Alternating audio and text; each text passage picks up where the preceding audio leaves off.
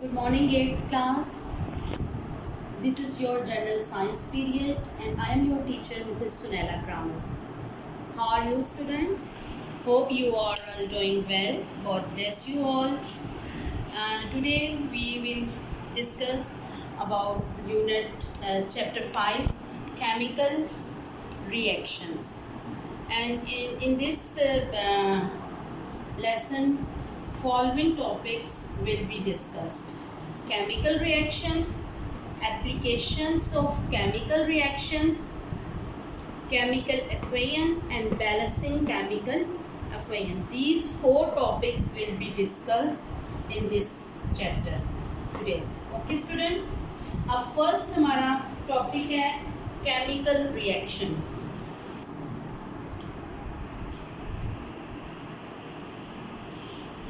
Student हमारा first topic है chemical reactions. ठीक है, जैसे कि आपको पता है कि तमाम चीज़ें इस दुनिया में मैटर से मिलकर बनी है. ठीक है, मैटर से मिलकर बनी है और जितने भी एलिमेंट्स हैं, फॉर एग्जांपल हाइड्रोजन, कार्बन, ये सब मैटर से मिलकर बने हैं.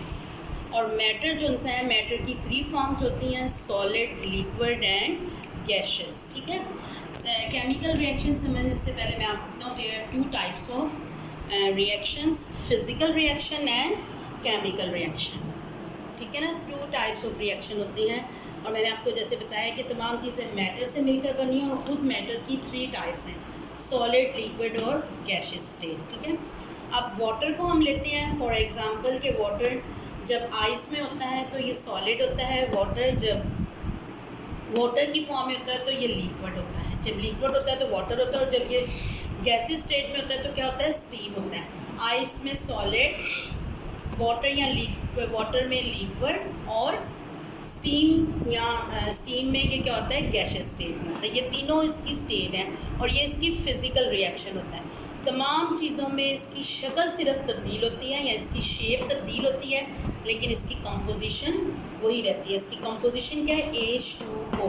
तो ऐसा रिएक्शन जिसमें किसी भी मैटर की या किसी भी एलिमेंट कंपाउंड की कंपोजिशन चेंज ना हो, सिर्फ उसकी शेप चेंज हो, क्या कहलाता है, फिजिकल रिएक्शन. और हमारा मेन है केमिकल रिएक्शन. अब ये सेकंड जो हमारे है, जिसमें हम वाटर को लेते हैं. वाटर को जब वाटर में जब इलेक्ट्रोड्स या वाटर में जब इलेक्ट्रिसिटी पास की जाती है तो ये हाइड्रोजन और ऑक्सीजन में तब्दील हो जाता है. जब हम वाटर में फर्स्ट वो करते हैं तो वो एक्वस सोल्यूशन बनता है, यानी कि एक्वा है.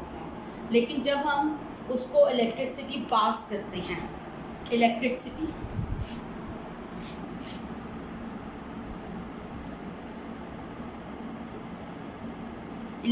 पास करते हैं तो फिर ये किसमें चेंज हो जाता है, हाइड्रोजन और ऑक्सीजन के मॉलिक्यूल्स में रहता है. और यहाँ पर हाइड्रोजन भी गैसियस फॉर्म में होती है और ऑक्सीजन भी गैसियस फॉर्म में होती है.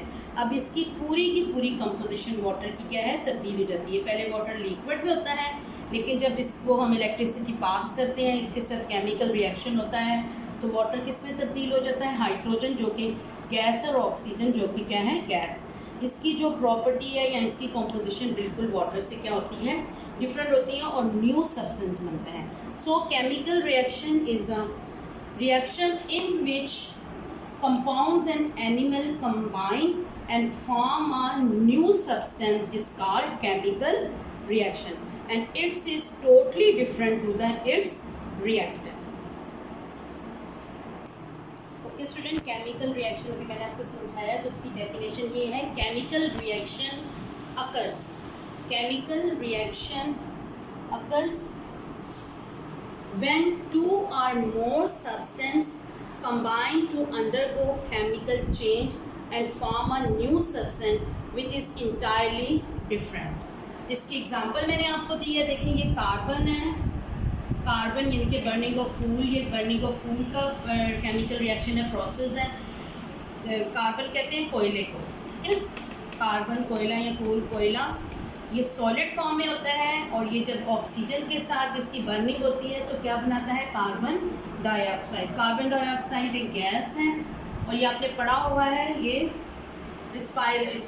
फोटोसिंथेसिस में इस्तेमाल होती है.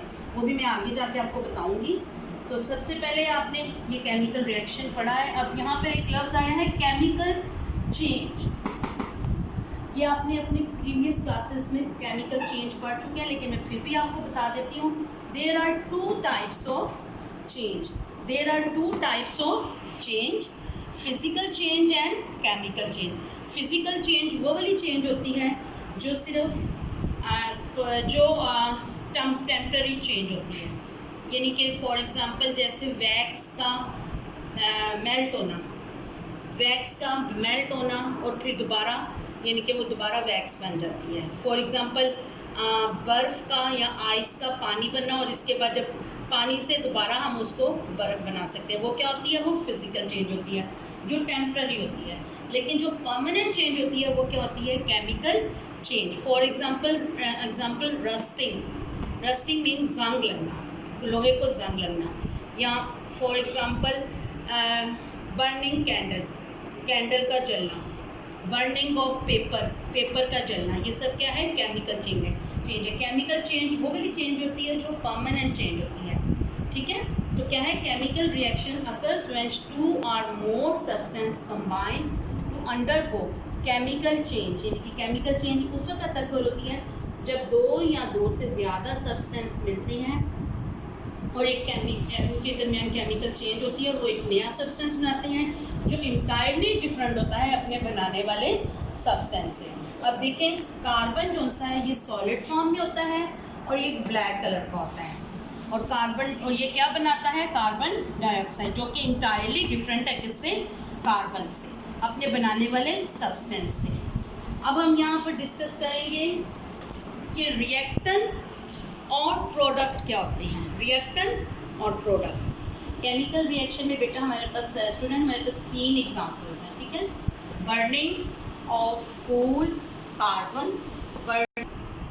Burning of natural gas hydrocarbon. ये हाइड्रोकार्बन है, जिनके हमारी नेचुरल गैस मीथेन, इथेन, ये हाइड्रोकार्बन्स वो होते हैं जो हाइड्रोजन और कार्बन के प्रोडक्ट होते हैं, या हाइड्रोजन और कार्बन से मिलकर जो कंपाउंड्स बनते हैं उनको हम क्या बोलते हैं? हाइड्रोकार्बन। अब यहाँ पर इन हाइड्रोकार्बन में हमारी है नेचुरल गैस, मीथेन जो हम आम यूज़ करते हैं, एंड फॉर्मेशन ऑफ वाटर। ये 3 केमिकल्स अभी हम डिस्कस करेंगे केमिकल रिएक्शन में। अब फर्स्ट हमारे पास है बर्निंग ऑफ कोल या कोयला, कार्बन प्लस कार्बन जो होती है आपके पास सॉलिड फॉर्म में होती है और ब्लैक कलर की होती है, ठीक है। और दूसरा है जब ये रिएक्ट करती हैं या बर्न होती है किसके साथ? ऑक्सीजन के साथ। ऑक्सीजन क्या है? गैस है। ये बर्न होती है तो ये क्या बनाती है? कार्बन डाइऑक्साइड, और कार्बन डाइऑक्साइड भी क्या होती है? गैस फॉर्म में होती है। अब ये देखिए कार्बन का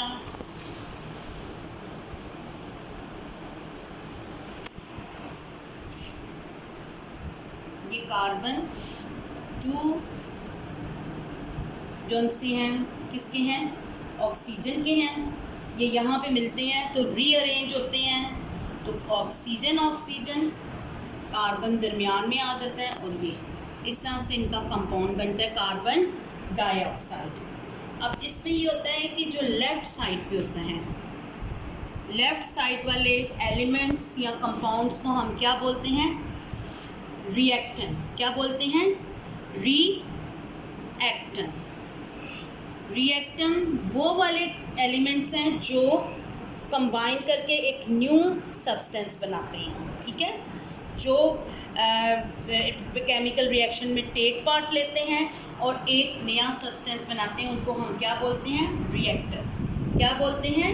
रिएक्टेंट। और यहाँ पर रिएक्टेंट क्या है? कार्बन एंड ऑक्सीजन, जो बर्न होके क्या बनाते हैं? Carbon dioxide.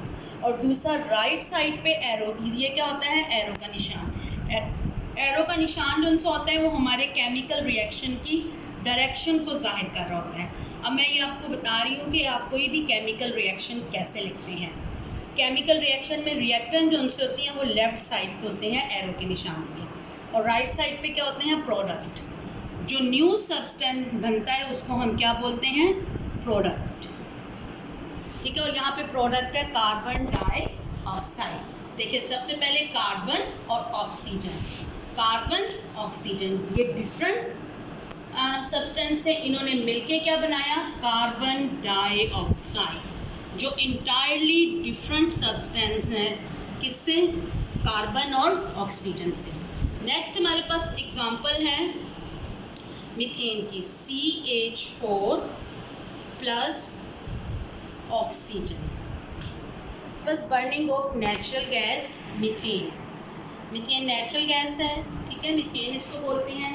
इसके क्या हैं? दरमियान में कार्बन 1 2 3 4, ये इसके एलिमेंट्स की अरेंजमेंट है।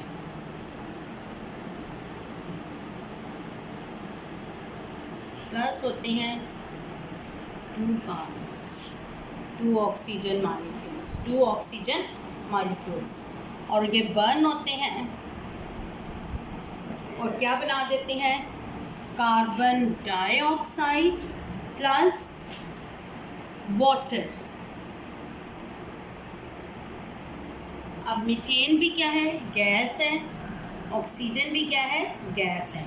लेकिन ये फॉर्म क्या करती है?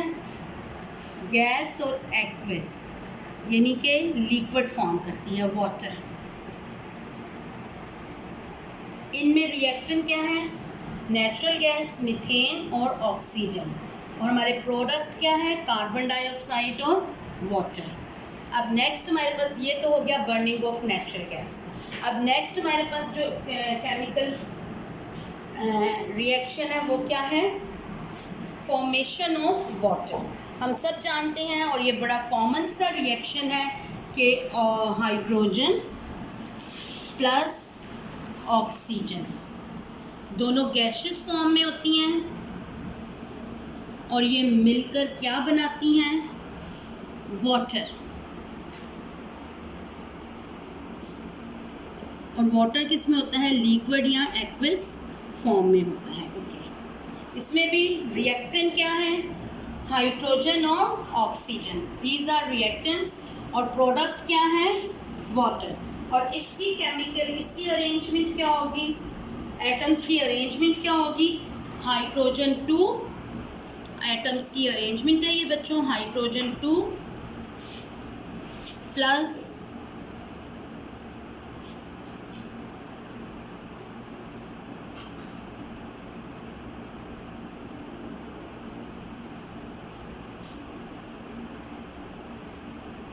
ठीक है ना, मालिक्यूल जो से हाइड्रोजन के 4 है, 1 2 3 4 जी। हाइड्रोजन कितने हैं? 4 1 2। ये इसकी मैं आपको रीअरेंज करके बता रही हूँ, अरेंजमेंट बता रही हूँ एटम्स की। हाइड्रोजन के कितने एटम हैं? 4 एटम है। ऑक्सीजन के कितने हैं? 2 हैं। ये मिलके क्या बनाते हैं? वाटर। अब ये वाटर के भी, ये देखिए 2 मॉलिक्यूल्स हैं वाटर के। 2 मॉलिक्यूल्स के वाटर की क्या अरेंजमेंट होगी? ये देखिए, ये और ये हाइड्रोजन, हाइड्रोजन और ऑक्सीजन, ऑक्सीजन और हाइड्रोजन, ये इसकी अरेंजमेंट है। ओके स्टूडेंट,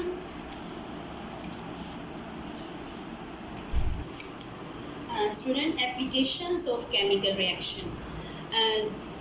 ये केमिकल रिएक्शन जो उनसे हमारे लिए बड़े हेल्पफुल होते हैं हमारे डेली लाइफ के लिए, ठीक है, वही हम इस टॉपिक में पढ़ेंगे। इस टॉपिक में कैसे ये केमिकल रिएक्शन हमारी डेली लाइफ में बहुत ज़्यादा हेल्पफुल होते हैं, हमें मदद देते हैं, और अगर ये रिएक्शन ना हो तो कैसे हम बहुत से काम नहीं कर सकते। फॉर एग्ज़ाम्पल किन में देते हैं? फर्स्ट ऑफ ऑल बर्निंग में, फिर फोटोसिंथेसिस, रेस्पिरेशन और फर्मेंटेशन। सबसे पहले हम डिस्कस करते हैं बर्निंग। इसको डिस्कस करते हैं बर्निंग को। बर्निंग में आ जाते हैं हमारे फ्यूल, फ्यूल का जलना। फ्यूल में आ जाता है नेचुरल गैस, फ्यूल में आ जाती है नेचुरल गैस और पेट्रोल। अगर नेचुरल गैस और पेट्रोल, सबसे पहले हम लेते हैं अपने व्हीकल्स। ये सब हमारे व्हीकल्स हाउस और फैक्ट्रीज को कैसे चलाते हैं, ये बर्निंग कैसे चलाते हैं इनका। बर्निंग किस किस की होती है, नेचुरल गैस, वही जो हाइड्रोकार्बन या मीथेन हम डिस्कस कर चुके हैं, और secondly petrol.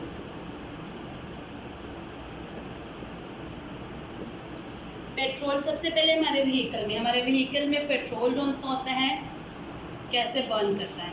First of all आपको पता है कि व्हील है, व्हील ये किसी व्हीकल का व्हील, इसके साथ एक पिस्टन लगा होता है। जितनी भी गैसेस जब बर्न होती हैं तो वो प्रेशर पैदा करती हैं, ठीक है। और जब वो प्रेशर पैदा करती हैं और इस पिस्टन को क्या करती हैं, मूव करती हैं। जैसे ही ये पिस्टन मूव होता है और ये व्हील क्या करना शुरू कर देता है, मूवमेंट करना शुरू करता है, जिससे हमारे ये व्हीकल्स क्या होते हैं, ये चलते हैं। इसी तरह नेचुरल गैस हमारे हाउस होल्ड वर्किंग में बहुत ज़्यादा काम करती है, ज़ाहिर बात है, खाना बनाने में और दीगर कामों में।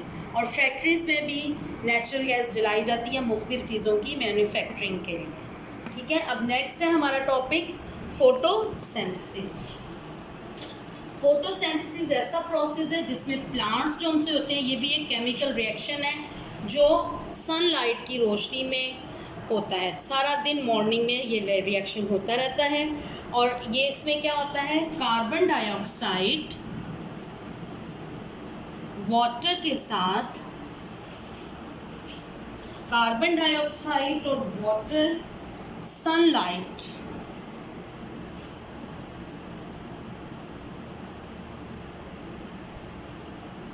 और क्लोरोफिल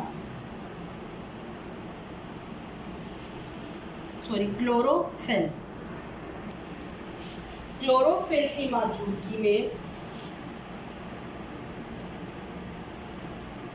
क्या बनाते हैं, ग्लूकोज C6H12O6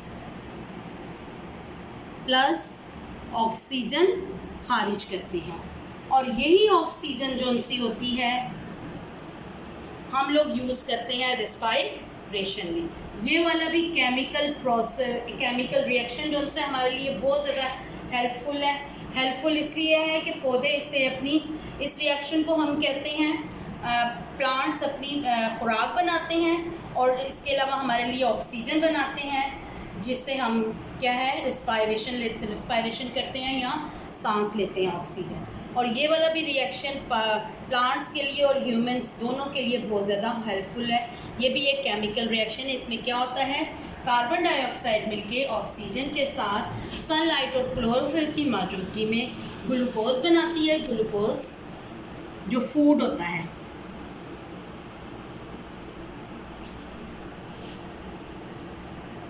फूड है, ठीक है। ग्लूकोज क्या है, फूड है।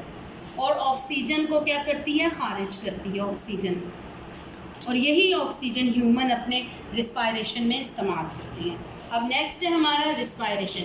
और जो रिस्पायरेशन का प्रोसेस है वो रिवर्स है।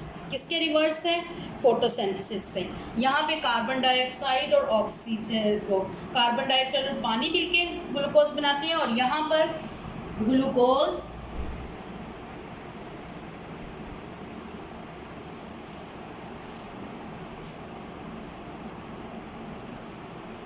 और ऑक्सीजन मिलके क्या बनाते हैं, कार्बन डाइऑक्साइड और वाटर।